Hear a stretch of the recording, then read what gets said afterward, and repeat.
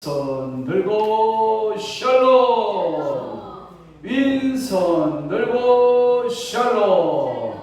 기도하겠습니다. 좋으신 아버지 하나님, 오늘도 저희들 화요 성경 공부 모임으로 저희들을 축복해 주시오니 감사합니다. 주의 진리의 성령께서 저들에게 가르치는 영으로 함께 하시고, 하나님 말씀 깨달을 때, 배울 때 하나를 알면 열을 또 깨우칠 수 있는 성령님, 오늘도 우리를 도우시고 감동하시고 이루시고 역사해 주옵소서. 우리 주님께서 함께 하시고 복 주심을 믿사옵고 예수 그리스도의 이름으로 축복하며 기도하옵나이다. 아멘. 자, 은혜의 계약이라고 하는 말씀으로 은혜를 받도록 하겠습니다. 하나님께서는 구속 계약에 근거해서 은혜의 계약을 확립하셨다. 이에 대해서 몇 가지 특별한 고찰이 필요하다. 자,은 1번 계약의 당사자들이라고 하는 말씀 지난번에 했습니다. 계약의 당사자들. 자, 그래서 제1계약자와 제2의 계약자의 의미라고 하는 것을 우리는 알 수가 있었고, 제1계약자 하나님의 계약하신 것을 말하고, 제2계약자라고 하는 것은 우리를 가리켜서 제2의 계약자 이렇게 말한다. 그래서 제1계약자 이건 누구시고? 하나님이시고, 제2의 계약자는 누구다? 우리다. 우리로 계약의 당사자를 결정하셨다. 그런데 제2의 당사자가 누구인가를 결정하기는 그리 쉽지 않다. 개혁파의 통상적게 되는 제2의 당사자는 택함교리예요. 이 택함교리, 자, 그리스도 안에서 누구 안에서? 그리스도 안에서 택함 받은 사람. 그러니까 이게 제한속죄입니다. 만인구원설 아닙니다. 제한속죄라고 할 수 있어요. 그래서 그리스도 안에서 선택받은 죄인들이라고 한다. 그러나 우리는 여기서 이 계약이 두 가지 면에서 생각되어야 한다는 것을 명심해야 한다. 그래서 첫 번째가 뭐냐면 목적 자체로서의 계약이라고 하는, 여기까지 썼을 거예요. 목적 자체로서의 계약. 생각나죠? 생각 전혀, 이게 무슨 하나님 나라의 무슨 천국 새 방언을 말하는 거야? 이러면 여러분들이 좀 해가 나시기를 바라요. 새까맣게 모르는 첫 마디 듣는 것처럼 들으면 여러분 곤란합니다. 우리 어머니는 아마 지금 처음 듣는 얘기 같이 들을 거야. 왜? 두 번째 강원 시간에 올라가 버릴 거야. 땡땡 있었거든. 그러니까 우리 어머니는 들었는데 기억을 못하는 게 아니라 안 들었다. 그러니까 안 들은 사람은 어때? 처음 듣는 소리지만 지난주에 듣는 것은 목적 자체로 계약이다. 상호, 친교 또는 생명의 교통의 언약은 계약의 목적 그 자체가 역사의 과정 속에서 성령의 역사로 말미암아 실현되는 것이다. 계약이란 어떤 특권의 영적 목적을 위해 증진되어지는 상태를 나타내는 것이며, 하나님의 약속은 산 믿음에 의해 받아들여지며, 그렇게 해서 약속된 축복은 완전히 실현되어지는 것이다. 이렇게 생각해 볼 때 계약은 하나님과 그리스도 안에 있는 택함받은 죄인과의 은혜로운 계약으로서 하나님께서 택함받은 죄인들에게 구원의 축복과 함께 자신을 제공해 주시고, 택함받은 죄인 하나님과 그의 모든 은혜로운 선물을 믿음으로 받아들이기로 결합한 은혜로운 협정이라 정의할 수 있다. 아멘. 자, 이것이 이제 목적 자체로서의 계약. 두 번째는 목적에 대한 수단으로서, 목적에 대한 수단으로서의 계약. 자, 목적의 B다. B. A가 아니라 B. 자, 수단으로서의 계약에 대한 말씀으로 은혜를 받습니다. 자, 목적에 대한 수단으로서 계약을 그대로 읽어주면 이것은 영적 목적을 실현하기 위한 순수한 법적인 협정을 말한다. 성경은 이스마엘에서 엘리의 악한 아들들 그리고 죄 가운데 죽은 패역한 이스라엘 백성들과 같은 사람들처럼 약속이 결코 실현되지 않는 경우까지도 포함한 계약에 대해 가끔 언급한 것은 분명하다. 따라서 이 계약은 하나님께서 모두 믿는 자에게 구원을 축복을 보증해 주신 순수한 법적인 협정이라 간주할 수 있을 것이다.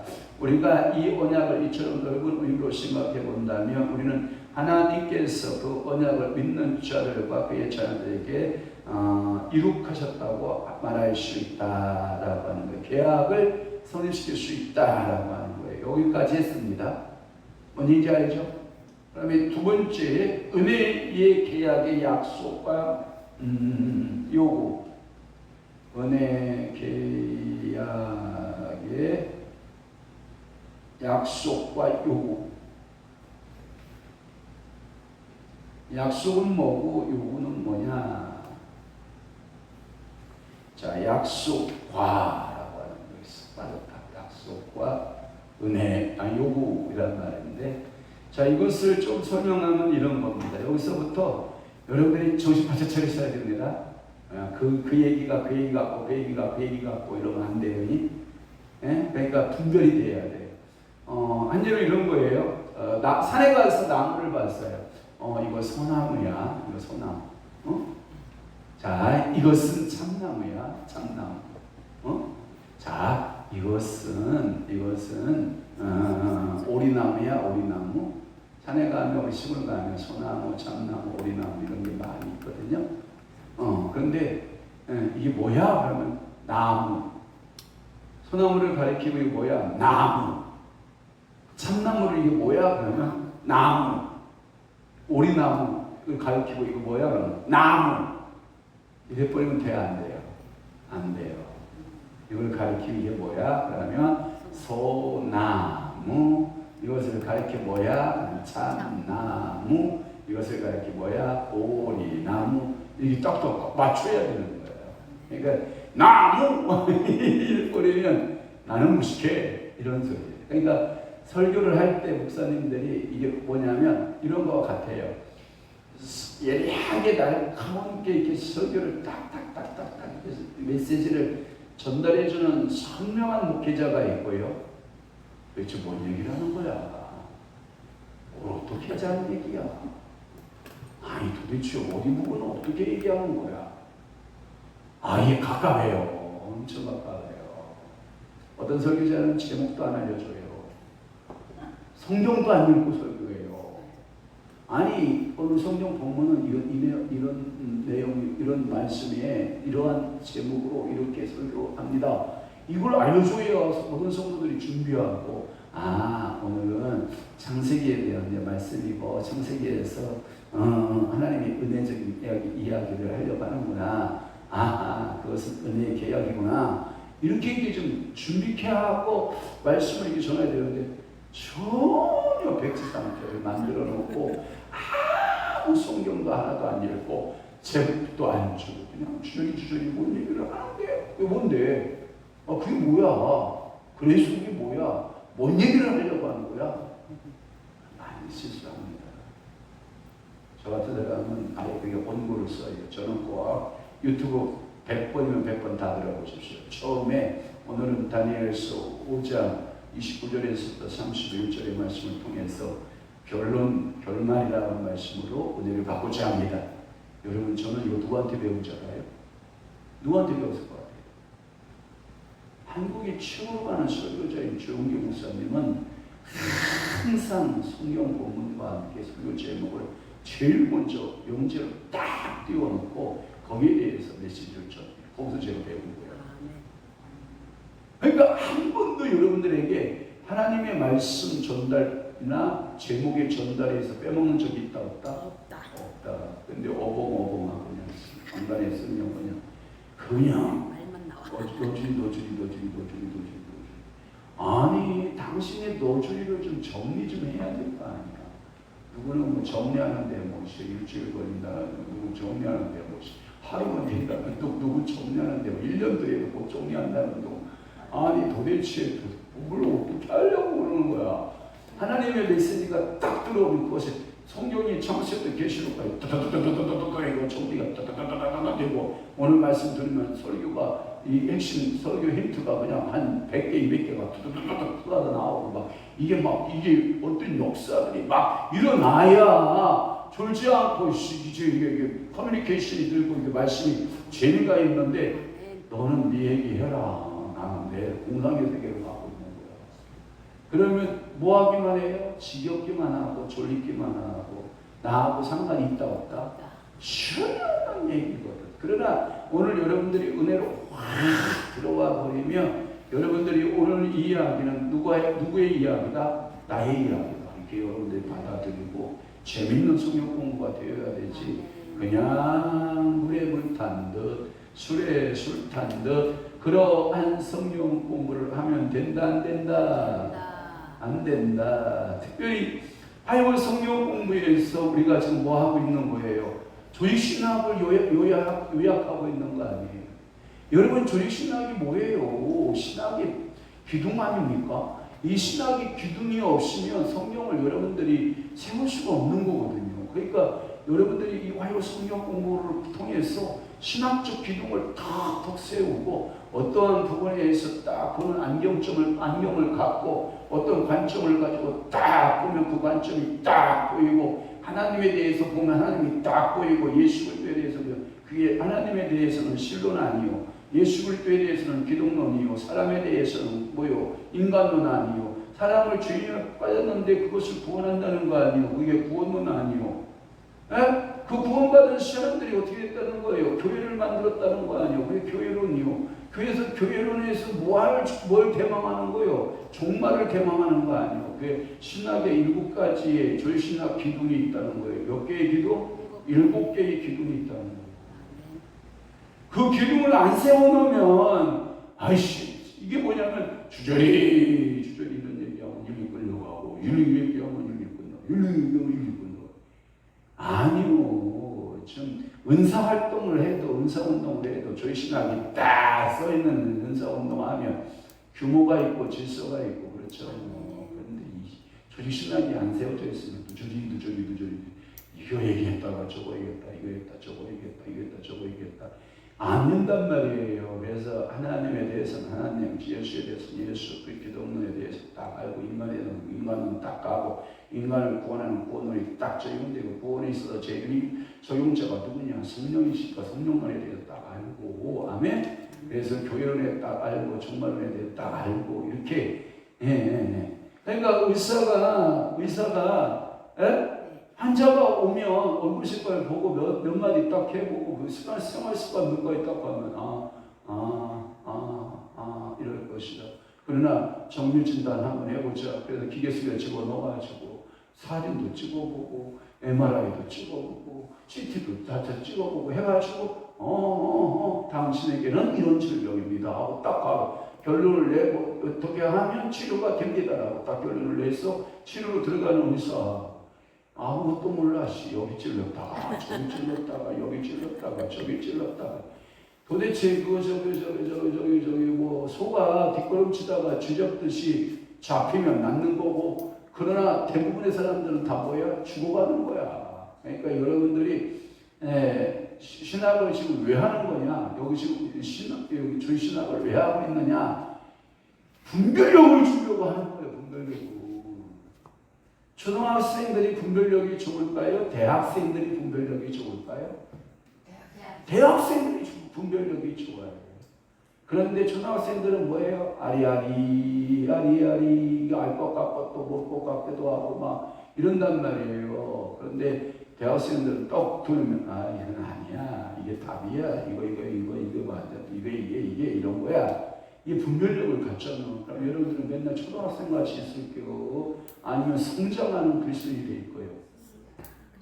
말로는 성장하는 그리스도인이지 그러고 하나도 따라오지도 않지. 성경 공부하자고 그러면 인상이나 북 쓰고 앉아있고 성경 공부하자고 그러면 먼 데서도 이렇게 달려오는 사람들이 있는데 코앞에서도 안 나오면 되겠냐? 어? 그치? 내 말 잔소리를 듣지 마요. 어? 근데 이런 것도 있어요. 훈계를 들을 때 그것을 아멘으로 들으면 더 지혜 있고 명철하고 총명한 자가 됩니다. 아멘. 그래서 지혜 있는 자를 구하라, 훈계하라. 그럼 더 지혜로울 것입니다. 명철한 자를 훈계하라. 그럼 더 명철할 것이다. 그러니까 여러분들이 하나님이 더하는 은혜가 있어야지. 네. 매일 그 모양 그렇게 해서 할 거예요? 아니요. 그러니까 여러분들이 다시금 책을 집에서 봐야 되지. 보고 성경도 보고 신학도 찾아보고 이런 성경지 설교집도 보고 여러 가지 경건 수업도 보고 이렇게 하면 자기 개발을 해야 되는데 자기 개발을 자기가 안 하는데 누가 해주기를 바래요. 누가 해줘? 누가? 성령이요. 자기 개발 포기한 사람에게 절대 성령님이 강권적으로 자기 개발 안 시킵니다. 성령님도 자기 개발을 원할 때 성령님 내가 이거 공부하는데 잘 모르겠소. 이것 좀 하는데 좀 성령님도 깨우쳐 주시오. 하면 성령님이 띠띠띠띠띠띠띠띠띠띠 딱 해서 깨우쳐 주시는데 아무것도 모르는데 성령님 이거 뭐요? 이것 좀 알려주시오. 그러면 성령님 절대 말씀 안 하시죠. 그러니까 성령님도 최원동 목사님이 뭐라고 그랬어? 성령도 어디 앞에 떨어? 시험 앞에 떤다잖아. 성령님은 다른 데는 안 떠는데 왜 시험 볼 때만 떠느냐? 그 말이 그 말 아니에요. 그러니까 평상시에 여러분들이 성경 읽어드리고 평상시에 여러분들이 글 쓰는 훈련도 하고 평상시에 여러분들이 계속해서 나를 개발할 수 있는 것을 하지 않으면 된다 안 된다? 안 된다. 해야 된다. 반드시 해야 된다. 그래서 여러분들이 성경을 읽어야 되고 여러분들이 이 성경 공부에 나온 것은 나를 개발하기 위함이다. 아멘. 그래서 여러분들이 깨우침을 받기를 축원합니다. 그래서 은혜의 약속과 요구 모든 계약은 양면성이 있다라고 지난번에 얘기하다 끝났어요. 양면성 그것은 어떤 특권을 제공하는 동시에 어떤 의무가 부여됩니다. 양면성 계약의 양면성.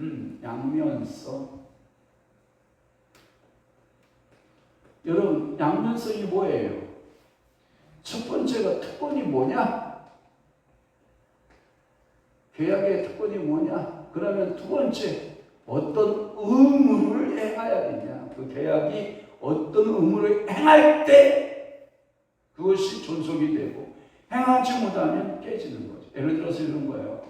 여러분들이 교회가 은행에 가서 대출을 많이 받아서 교회를 샀어. 예를 들어서 이자 잘 냈어.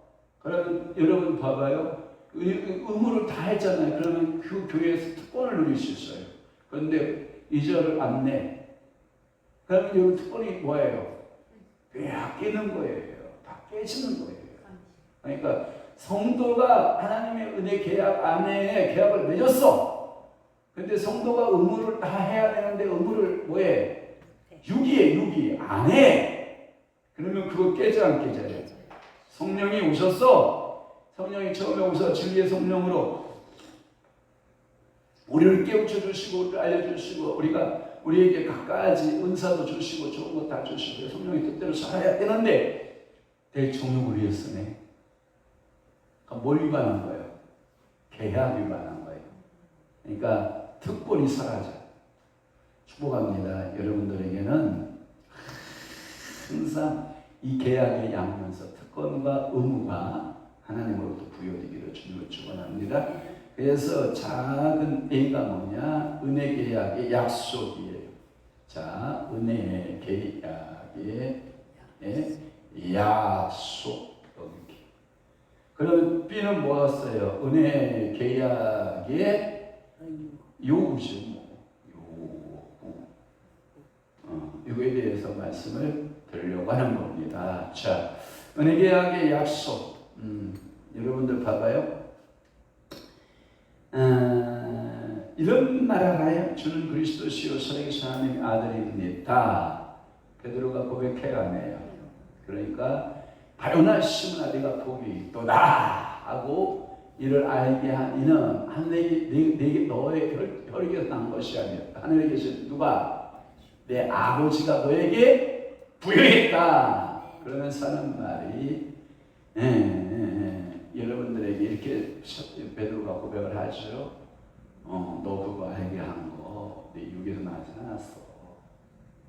내가 너에게 준 선물이야. 아멘. 하나님이 오늘도 내가 황씨 집안에 태어나서 내가 목사가 됐다. 내가 자랐기 때문이다. 아니요.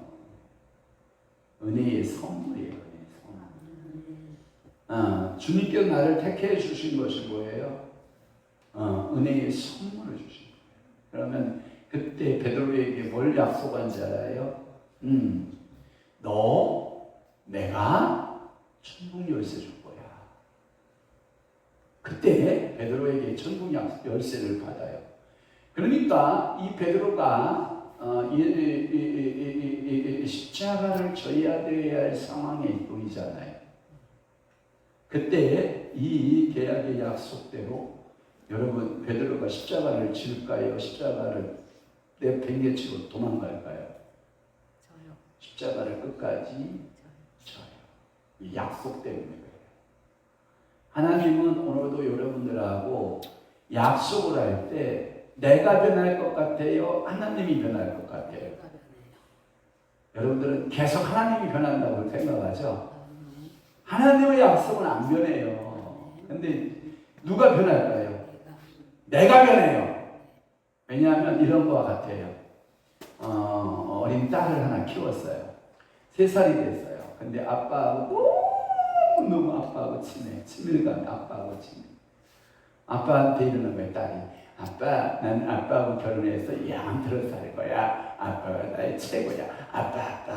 아빠는 내 최고로 사랑하는 사람이야. 아빠, 난 아빠하고 결혼할 거야. 이런 거야. 몇 살 때? 3살 때. 그런데 30살이 됐네. 보니까 아빠가 허점이 많아. 근데 갑자기 눈이 딱 떠이더니 멋있는 총각이 딱 들어왔어. 예? 그러더니 언제 아빠 한다고 산다고 그랬어. 안 시집 갈 거야. 그 멋진 총각하고 딴딴따단 하고 결혼을 시작 하는 거야. 여러분 이런 경우 이런 케이스 대부분이죠 뭐. 그치? 누가 변했어? 아빠가 변했어? 딸이 변했어. 딸이 변한 거야. 그러니까 우리가 봐봐요. 하나님하고의 내가 신앙적인 어린이의 모습을 있을 때와 신앙적인 성장의 모습을 갖고 있을 때의 상황은 같다 다르다? 다르다. 그러니까 여러분들이 하나님의 약속은요 절대 변하지 않아요.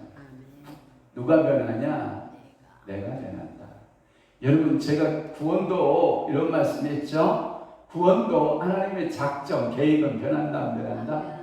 안 변한다. 그럼 누가 변한다? 내가 변한다. 내가 변질이 돼서 주님을 부인하기도 하고 주님을 떠나기도 하는 거죠. 그러니까 은혜계약의 약속은 절대 변하지 않습니다. 이 계약의 약속은 현세적인 축복과 칭의와 하나님의 영, 끝없는 생명 속에서의 영화의 약속 등과 같은 다른 모든 약속들을 포함한다. 아멘이십니까? 그다음에 두 번째 은혜계약의 요구입니다. 은혜계약은 행위계약이 아니어서 공로가 될 만한 어떤 행위를 요구하지는 않지만 그러나 인간에게 요구하는 것이 있으며 의무를 부과시킨다. 인간은 계약의 요구에 응함으로써 아무것도 얻지 못하며 하나님께서 약속한 축복을 자기에게 주실 것이라는 뜻에 자신을 맡길 듯이 더욱이 계약의 요구까지도 하나님의 약속에 의해 이루어진다는 것을, 즉 하나님께서 인간에게 요구하는 모든 것도 주신다는 것을 명심해야 한다. 그러니까 하나님이 이 은혜의 계약의 그 목적하시고 그 약속하신 것을 반드시 이루신다고 여러분들은 믿고 그것을 여러분들의 믿음으로 흔들리면 안 된다. 믿음을 굳게 잡아야 된다. 그 말은 뭐냐면 하나님께서 자기에게 계약 관계에 있는 자들에게 요구하시는 것은 두 가지다. 첫 번째가 뭐냐? 계약 관계에 있는 인간들은 계약과 그 계약의 약속들을 믿음으로 받아들이면서 계약의 생활을 시작한다는 것이다. 그러니까 첫째는 믿음의 받아들임이에요. 받아들임. 여러분들이 하나님께서 여러분들이 주신 것 중에 가장 보편적인 것이 뭐냐면 받아들이는 거예요. 받아들임. 하나님의 계약의 사실들을 여러분들이 받아들이면 그 역사가 일어나거든요. 그런데 그것을 받아들임이 우리에게 뭐가 되면 안 되냐면 공의가 되면 안 돼. 공의. 다시 말해서 우리가 내 의가 의로 인해서 내 의가 되어서 구원받았다.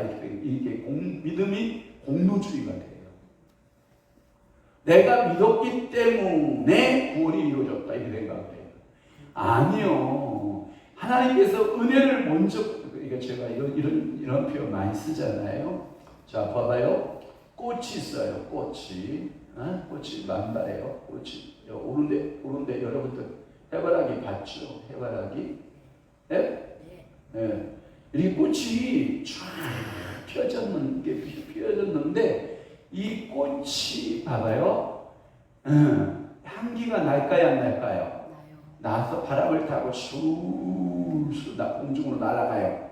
그러면 나비나 벌에게 그 자기의 향기가 갈까요? 안 갈까요? 갑니다. 그러면 봐봐요. 꽃이 나비를 부른 거예요? 나비가 꽃을 찾아온 거예요? 꽃이 부른 거예요. 아니 꽃은 가만히 있는데? 그거하고 같은 원리예요. 아니 믿음이 내가 먼저 동원 아니야 바보야. 하나님의 은혜가 먼저 뒤에 깔려 있었던 거야. 아니 내가 예수 안 믿으면 지옥 가겠지 물론. 그렇지만 그것은 당신에게 하나님의 은혜의 불신이 없기 때문에 지옥 가는 거야. 여러분 얘기가 좀 깊은 얘기긴 한데 여러분 이해됐으면 좋겠어요. 자, 졸기만 해요. 졸음이 살살 찾아와. 그러니까 꽃이 먼저 부른 거야. 그와 같이 은혜라고 하는 것 안에서 하나님이 나를 먼저 불렀다니까. 그 은혜의 요구가 나를 구원케 하는 그 작정으로 나를 불렀다. 근데 나는 단지 뭘로만 반응했다? 믿음으로만 반응했다. 그런데 그 믿음마저도 하나님의 뭐라고 설명해요? 토마스에 보면 선물이다. 네게서 일어난 그 믿음의 발동마저도 하나님의 뭐다? 선물이다. 이렇게 나오는 거예요. 그러니까 우리 인간은 어떻게 보면 봐봐요. 하나님 나는 1m 70을 만들어주시고 내 몸무게는 75kg을 만들어주고 나는 잘생긴 미남으로 만들어주소. 여러분들이 하나님 앞에 먼저 요구했어요. 하나님이 딱 그렇게 여러분들 만들어 놨을까요? 하나님이 만들어 놨어요. 근데 여러분들 가끔마다 그러잖아. 하나님 나는 이렇게 되기를 원합니다. 하나님 나는 이렇게 되게 하소서. 하나님 나는 이렇게 만들어주세요 라고 여러분 스스로 뭐 어떻게 해요? 하나님 앞에 요구를 하잖아. 아니에요. 은혜가 앞섰던 거예요. 하나님의 은혜가 먼저 앞서 있는 거예요. 그러니까 오늘도 여러분들이 하나님의 은혜가 먼저 앞서 있는 것을 여러분들이 믿으시기를 주님 축복하는 것입니다. 그래서 인간의 어떠한 공로가 될 만한 어떤 행위를 요구하지 않으세요. 한 예를 들어서 이렇게 얘기합시다. 화요 성경 공부 때 지금 이 시간에 그분 지금도 여기 계시면 앉아가지고 그냥 책상 몇 번 뚫렸다가 일어났다 앉았다가 나 가방 쌀래 갈래 지금 아이고 부르자 옛날이요 라고 하고 싶지만 그죠? 그 선생님이 그랬잖아. 그 선생님이 맨날 하는 얘기가 여러분 1m 70짜리만 이상만 구원받고 1m 70 이하는 구원 못 받아. 여기는 너 누구밖에 구원 못 받아? 저밖에 구원 못 받아. 다 구원 못 받아요. 여기. 이때만 70 넘어요? 안 돼요? 안 넘죠? 다 구원 못 받아. 하나님이 고스란히 그렇게 정해놓지 않으셨다니까. 하나님이 여러분들의 어떠한 공로를 봐서 구원의 나인의 겉틀의 나인의 요구를 두지 않으셨고 행위 계약 속에 두지 않았고 은혜 계약 속에 두었기 때문에 내가 구원받은 거야. 아멘. 큰 소리로 아멘. 아멘. 이해 못했어도 아멘. 아멘. 이해해도 아멘. 아멘. 그러니까 오늘도 여러분들이 이 은혜 계약의 요구가 얼마나 큰 은혜라는 말이에요. 은혜. 즉 말 그대로 은혜. 은혜. 아멘. 그래서 인간에게 요구하는 것이 뭐냐면 의무라고 하는 것을 부과해요. 은혜 계약은 우리에게 뭘 찾으시냐? 의무를 찾으셔. 그게 뭐냐면 인간은 계약의 요구에 응함으로써 아무것도 얻지 못하며 하나님께서 약속한 축복을 자기에게 주실 것이라는 뜻의 자신을 맡길 뿐이다. 그러니까 이게 뭐냐면 내가 어떠한 의지나 어떠한 행동을 통해서 은혜 계약이 주어진 게 아니고 먼저 하나님의 은혜로 내게 부여했기 때문에 내게 하나님 앞에 의무적으로 요구에 부응하는 것이다 하는 거예요. 이게 의무라는 거예요. 이게 의무. 부응하라. 하나님의 부르심 앞에 이런 거예요. 자, 전하숙 원사님 제 이름을 불러봐요. 목사님 하고 불러봐요. 목사님. 박 목사님. 목사님. 이거하고 똑같아요. 저 소리를 듣고도 내가 딴짓 할 수 있어요. 여러분들이 한 성령께서 여러분들을 불러요. 부르는데 여러분들이 자꾸 딴짓을 할 수 있어요. 하나님이 여러분들을 불러서 하나님의 선민다운 삶을 살도록 오늘도 부르셔요. 이게 은혜의 요구예요. 그때 여러분들이 다시 한번 불러봐요. 목사님. 이해? 이렇게 부응하는 거예요. 아멘. 하나님이 여러분들을 그렇게 부르셔요. 그때 여러분 성경에 보면 그 선지자들 부르잖아요. 예레미야나 에스겔이나 다니엘이나 뭐 이런 사람들 부를 때 보면 반드시 그 하나님의 부르심 앞에 그들이 쌩까요? 그들이 화답해요. 화답해요. 근데 쌩까는 경우가 있죠. 몇 번 불렀다고요? 3번. 아빠가 부르고 두 번째 아버지 잠깐만 기다려봐요. 제가 한번 아담을 불러볼게요. 혹시 제가 부르면 아빠는 너무 무서워서 부른다. 답을 못 알려주시고 내가 그래도 그를 위해 숫자가 앞으로 줘야 될 사람이니까 내가 불러볼게요. 그 성자께서 아담 그랬더니 아담이 뭐예요? 요구에 응답해요 안 해요? 그러니까 이게 응답 안 했다는 거예요. 자, 세 번째 성령께서 그러면 아버지는 너무 어미하시고 아들은 너무 또 십자가 고통당할 것이 미안하고 죄송하니까 성령께서 하나님 은혜를 주시는 내가 그러면 아담을 불러볼게요. 아담!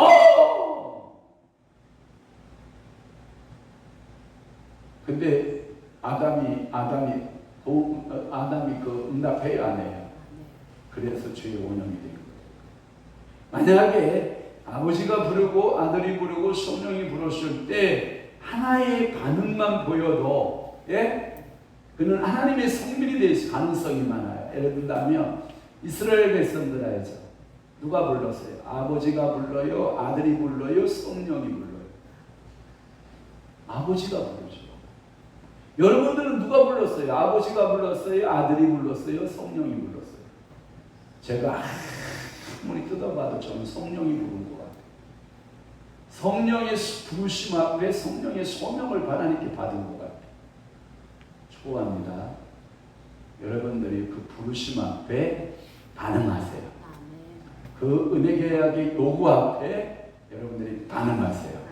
그 은혜 계약의 요구 앞에 반응하지 않는 것은 여러분들의 공로주의예요. 그래서 여러분들 내가 어떻게 행했기 때문에 예수 믿었기 때문에 아니면 내가 돈을 얼마에 건축을 했기 때문에 내가 얼마에 선교를 했기 때문에 내가 목사 생활을 얼마나 했기 때문에 내가 구원받은 거야 아무리 주장해도 다 틀린 거예요. 그저 은혜 계약에 내가 나를 부르신 이에게 나는 그저 뭐 할 뿐이었다? 순종하고 따랐을 뿐이다. 아멘. 참, 여러분 이게 참 어려운 설명이기도 한데 쉬운 건 뭐냐면 만약에 성령이 여러분들 안에 있으면 성령 진리의 성령께서 여러분들 알게 하시고 싶지만 여러분들 속에 진리의 성령이 역사하지 않고 활동하지 않고 잠자고 있는 사람이 있어. 이 성령이 깨워본 적은 없어. 성령님하고 교제한 적도 없고 성령님하고 나눠 대화한 적도 없고 그래서 성령이 내 안에 찾아와셔서 주 예수 대문 밖에 기다려 섰으나 단단히 정가 두니 참 나 예수지라. 지금은 성령 시대잖아요. 예, 성령님을 내 마음속에 단단히 잠가 둔 채 성령님 따로 나 따로 살고 필요할 때 성령님한테 물었다가 필요하면 신접한 여자한테 가서 묻거나 이렇게 하는 양심력사 하는 거예요. 절대 여러분들은 하나님의 은혜의 요구에 하나님의 계약의 요구 앞에 믿음으로 받아들이는 계약 생활이 되기를 바라고 작은 두 번째 인간들은 그들 속에 있는 새 생명의 원리를 따라 새로운 그 순종으로 자신을 하나님께 바쳐야 된다는 거예요. 그러니까 여러분들이 순종이 필요하다. 하나님의 부르심 앞에 뭐 해라? 순종하라. 세 번째 은혜 계약의 특성. 은혜 계약의 특성. 여기서부터 새로운 말씀일 것 같아요.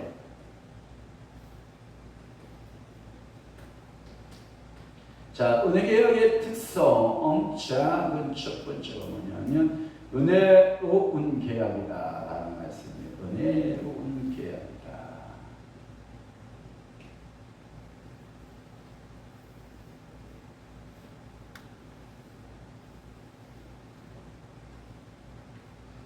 여러분 은혜로운 계약입니다.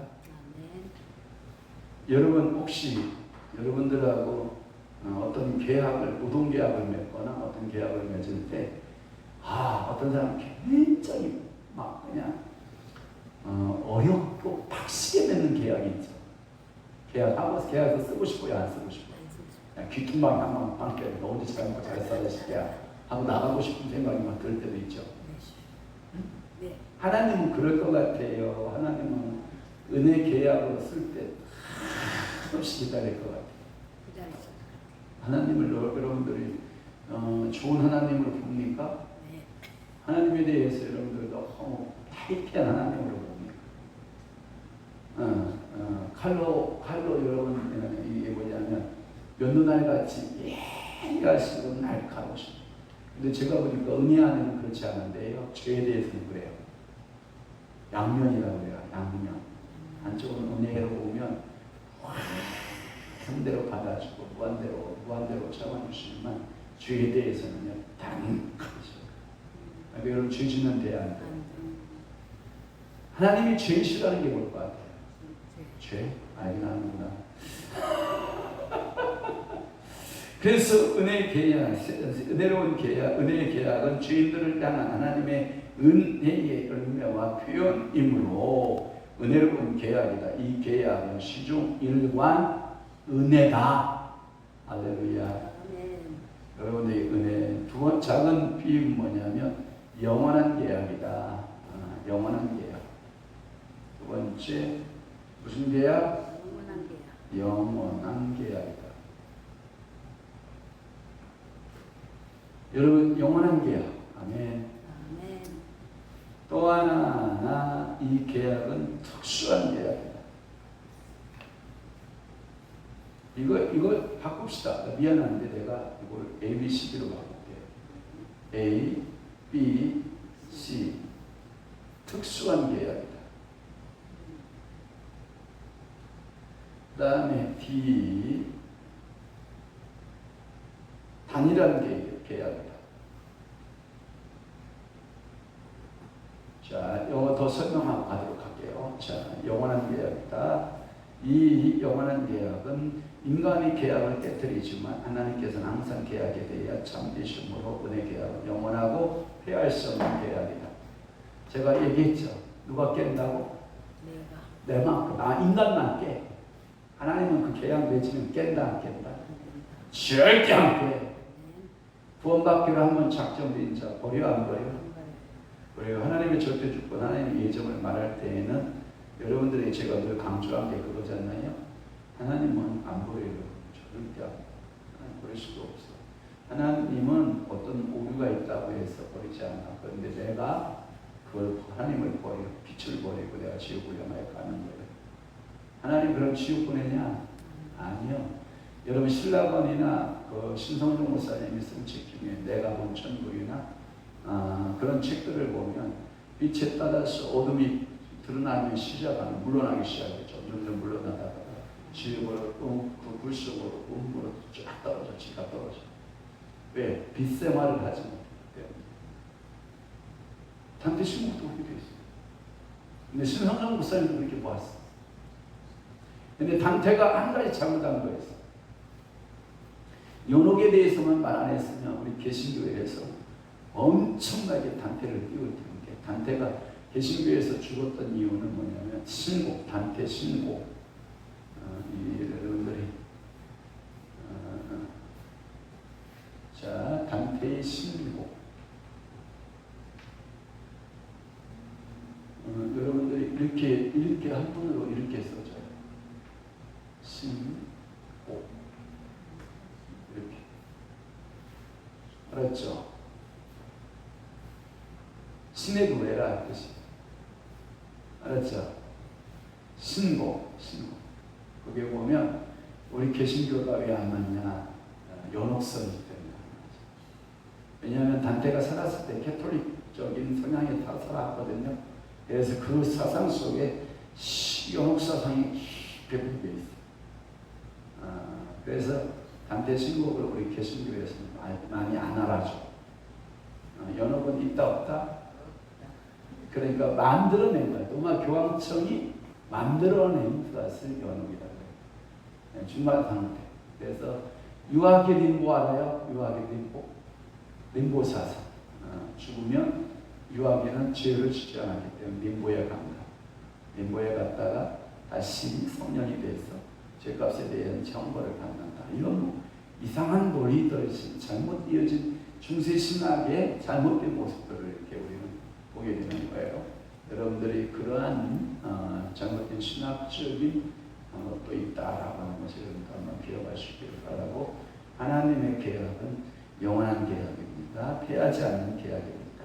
C, 특수한 계약이다. 은혜 계약의 범위가 광범위하지만 이 계약은 특정한 인간만을 포함함으로 특수한 계약이다. 신약시대의 계약은 그 계약이 구약에서처럼 유대인에게만 제한되지 않고 모든 민족에 다 미치게 된다는 의미에서 볼 때 보편적이 갈 수 있다. 아멘. 처음에는 유대인, 그 다음에 이방인, 누구든지 복음을 듣고 돌아오는 모든 자들 다 구원하는 특수한 계약이다라는 말씀이고요. 또 하나 D는 단일한 계약이다. 썼어요. 단일한 계약이다. 이 단일한 것은, 단일성은 그 특성으로 계약 이해의 형태를 변하지만 어느 시대에 있어서는 본질적으로 동일하다. 본질적으로 약속이 동일하며 보험도 동일하며 믿음의 요구도 동일하며 중보자도 동일하다. 그러니까 구약도 구원의 방법이 동일하다. 그러니까 믿음도 복음도 동일하고 그래서 중보자도 동일하다.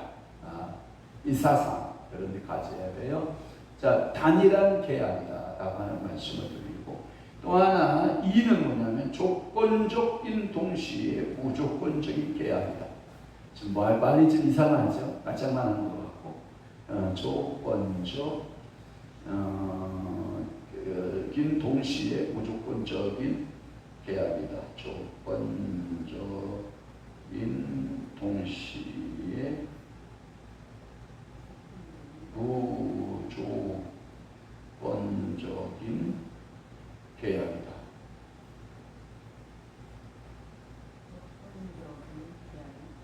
조건적인 동시에 무조건적인 계약이다. 자, 제가 읽어볼게요. 은혜 계약은 그리스도의 공로에 의존함으로 조건적이라 할 수 있으며, 이 계약이 가져다 주는 생활의 기쁨은 신앙생활에 의존함으로 조건적이라 할 수 있다. 그러니까 이 말은 뭐냐면, 내가 하나님의 사랑입니다 하고, 하나님의 사랑입니다 하고 하나님의 은혜를 받았어. 그런데 여러분들이 하나님의 사랑인데 예배 중심, 주일날 어디 가는 게 좋아? 기도 생활, 새벽 기도 하는 게 좋아, 안 하는 게 좋아? 수요 예배 드리는 게 좋아, 안 드리는 게 좋아? 그렇죠. 그런데 그 조건을 이행 안 해. 그 계약은 좋은데 내가 조건적인 하나님의 그 조건을 제시했는데 그 조건을 내가 부응하지 않아. 그 말은 뭐냐면, 황영아, 예, 너 목사로 내가 쓸 거야. 근데 내가 목사 생활을 안 해. 응? 그럼 이 은혜 계약이 뭐야? 자, 조건적인 동시에 무조건적이다. 그러니까 하나님께서는 조건적일 때, 나를 부를 때 우리는 어떻게 하는 게 좋아? 순종하자. 뭐 하자? 순종하자. 근데 거부하는 사람도 있어, 없어? 있어. 근데 그 자리에서 죽여, 안 죽여? 안 죽여. 절대 안 죽여. 하나님. 순종 안 해도 돼. 근데 환난이 많아. 순종하지 않아? 고난이 많아. 순종하지 않아? 유라굴로를 만나. 바울의 말에 순종하지 않았던 선장과 선주, 알지? 그러니까 그 장사치들의 말을 듣고 선주의 말을 듣고 선장이 간다! 코! 가니까 뭘 만나? 유라굴로를 만나. 그런데 바울은 뭐라 그래요? 좀 때가 아닙니다. 가지 마십시다. 우리 갔다가는 배가 파선비게 직전일 것이고 우리가 많은 손해를 봐야 됩니다. 가지 마시다. 그럼에도 불구하고 가야 안 가요? 가요. 그랬더니 그게 돼야 안 돼요. 그렇게 되는 줄 믿으시기를 바랍니다. 자, 또 하나는 F가 뭐냐? 유언적 계약이다.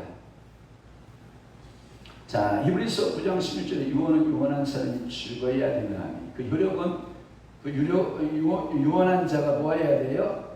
죽어야 돼요. 그러면 예수 그리스도는 죽어야 안 죽어요? 예수 그리스도 죽어야 안 죽어요? 죽었잖아요. 그러니까 그 계약이 뭐예요?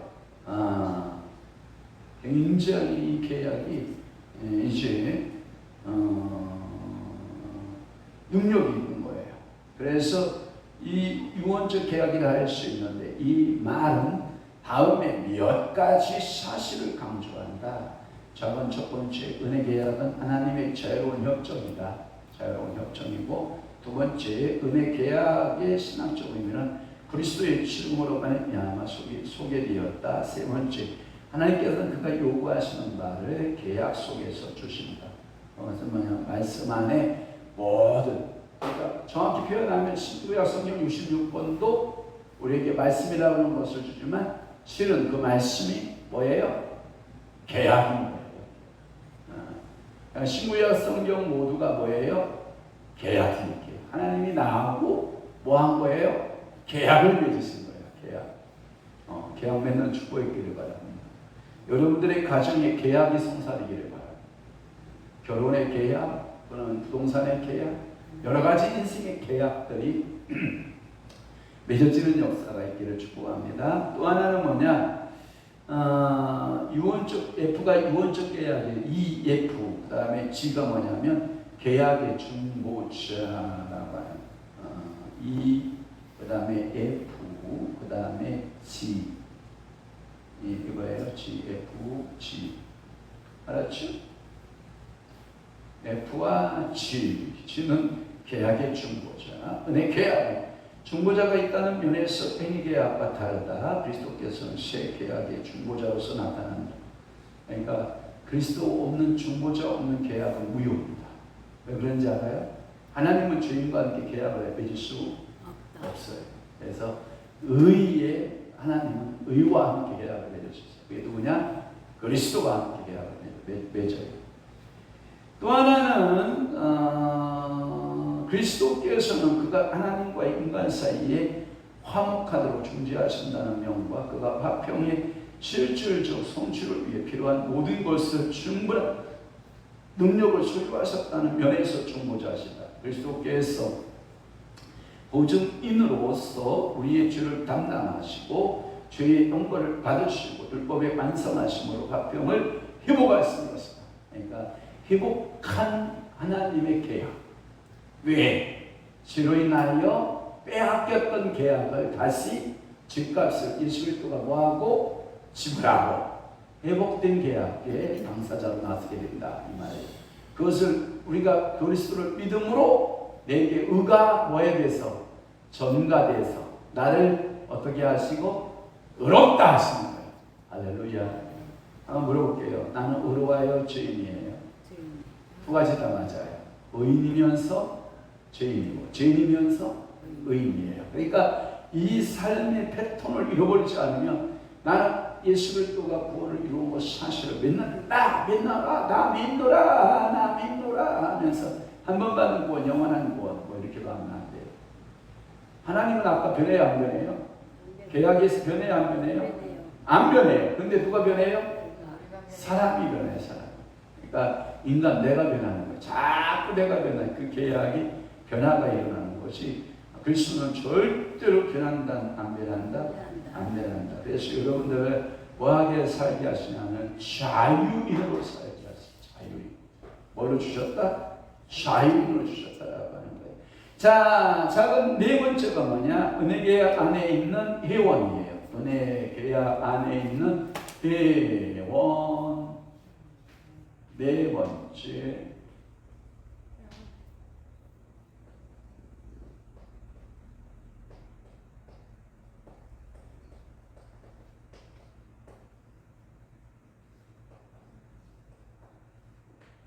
제 글씨가 어려워요? 어려웠다고 하는 사람도 있고 쉽다는 사람도 있고 어려울 수도 있고 쉬울 수도 있어요. 그러나 자, 이 은혜 계약 안에 있는 회원은 1번이 뭐냐면 계약 안에 있는 성인이에요. 자, 제가 이거 지우고요. 1번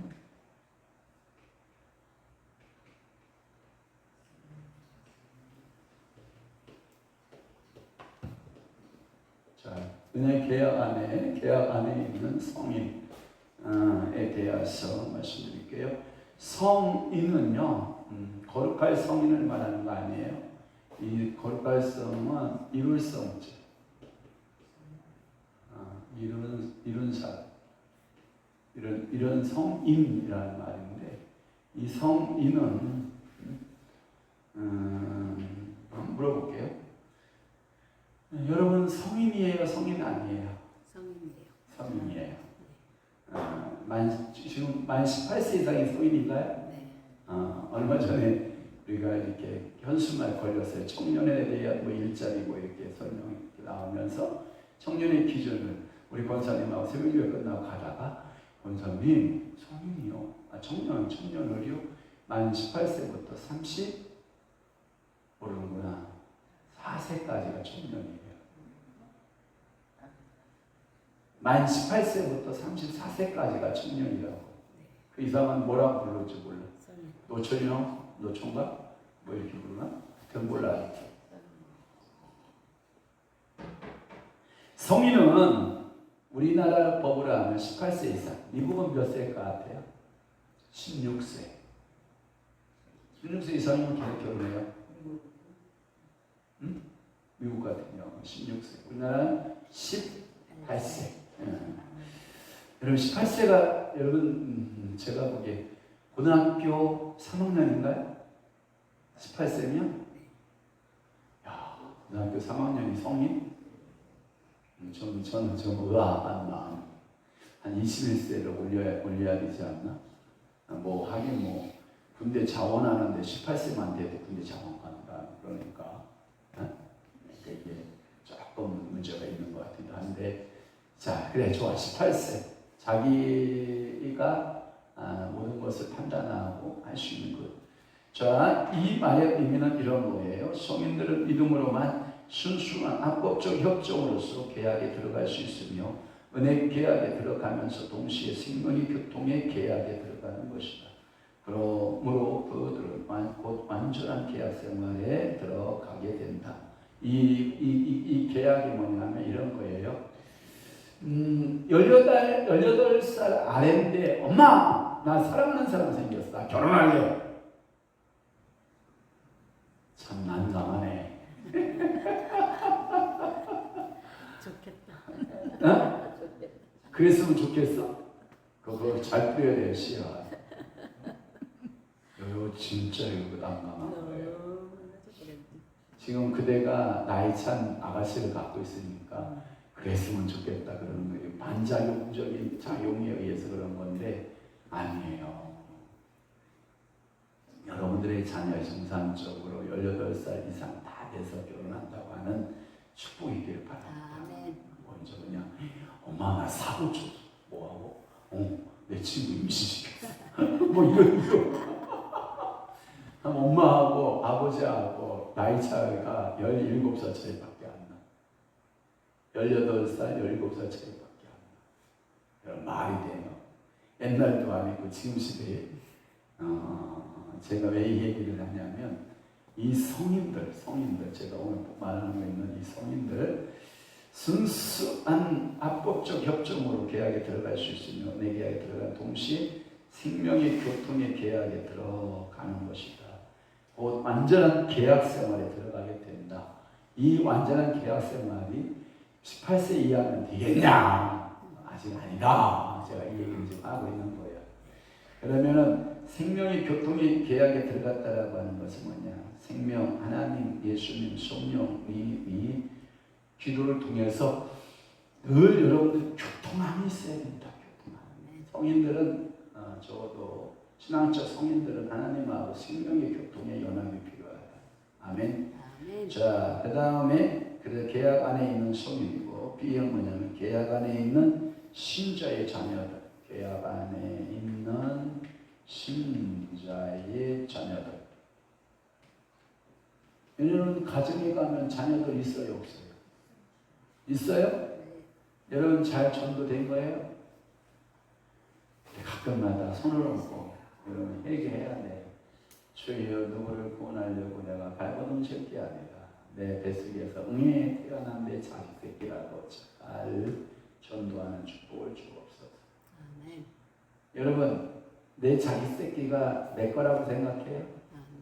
아니에요. 여러분 부모가 믿는 그 하나님을 징글징글하다고요. 나는 차라리 우리 엄마가 믿는 우리 아빠가 믿는 하나님을 나는 안 믿을래. 이런 자녀들 많습니다. 여러분 자녀들이 엄마 목사 생활하면서 나에게 해준 게 뭐야? 목사로서 나에게 뭐 해줬어? 이런 얘기 들으면 여러분 가끔마다 제가 이렇게 표현해서 미안한데 잘 산 건 아니다. 나를 좀 돌아보기 필요하다. 저는 축복할게요. 여러분들을 중심에서 여러분들을 통해서 많은 열방의 사람들이 모여오는 교회를 만들기를 축원합니다. 그러니까 가장 가까운 것은 사랑하는 아내로부터 우리 남편은 목사 맞다. 또는 우리 남편으로부터 우리 안사람은 목사 맞다. 우리 자녀들로부터 우리 아빠는 목사 맞고 우리 엄마는 목사 맞다. 인정받는 아멘 안 하는 거다. 잘 자신 없나 보지. 왜 그렇게 살았냐는 소리만 들어. 목사로서 뭐 했냐는 소리만 듣고 그런 소리 들으면 돼 안 돼? 안 돼요. 저는 축복할게요. 또 하나는 뭐냐면 이것이 완전한 계약 생활에 들어가는 것이라는 것이고 B번이 뭐냐면 이 계약 안에 있는 신자들의 자녀들 합법적 또는 협정으로 들어가긴 하지만 이것은 그들이 곧 생명의 교통으로서의 계약에 들어간다는 것을 의미하는 것은 아니며 그런 의미에서 그들이 계약에 들어갈 것이라는 것도 의미하지 않는다. 그러나 하나님의 약속은 계약 생활의 속에서 실현될 것이라는 올바른 확신을 준다. 우리는 신자의 자녀들의 신앙을 반역하지 않는 한 그들의 이 생명을 소유하고 있다. 존재해야 할 것이다. 그들이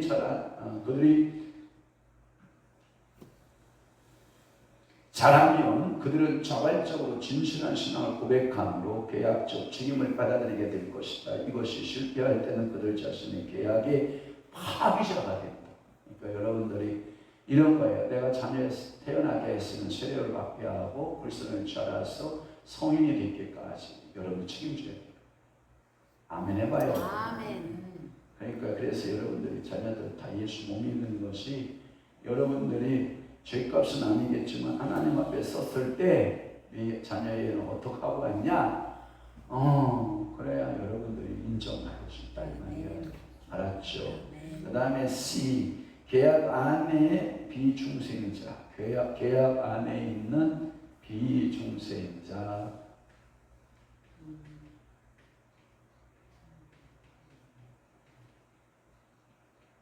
거듭났다 못 거듭났다? 못 거듭났다 이거예요.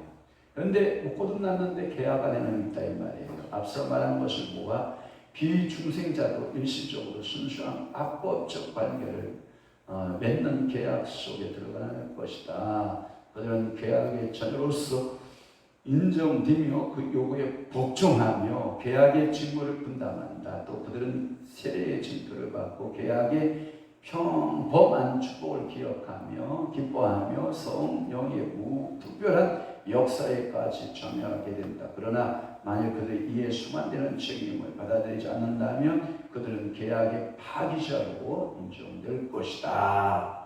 오늘 첫째 강의는 여기까지. 주님께 영광, 할렐루야, 박수 영광, 아멘.